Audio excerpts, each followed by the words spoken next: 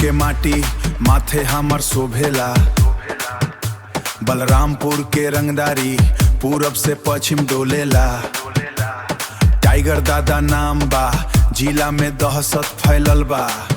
Tiger दादा के आग में दुश्मन के खेमा जटल बा। औधी के बोली हमर गोली नियन धाए बा। पूरब के ईशान बा, जे भी हमरा राह में आई ओकर कहानी खत्म बा।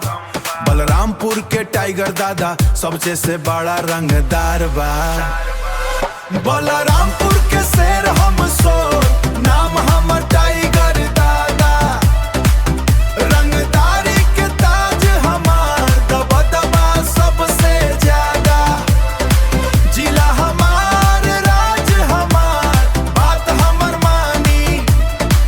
टाइगर दादा के आगे केहू न बानी।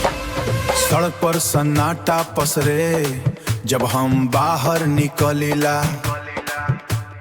औधी के शान में हम गर्दन औरी तनलीला।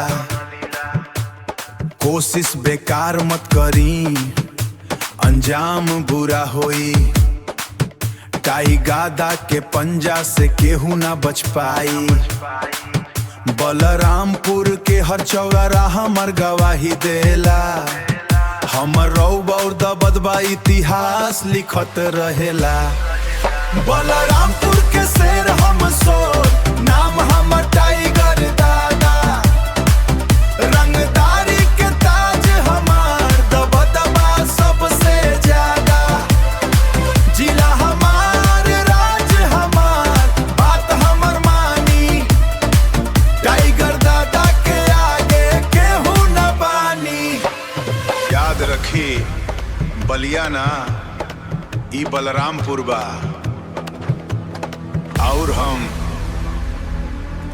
टाइगर दादा अब सन्नाटा रही।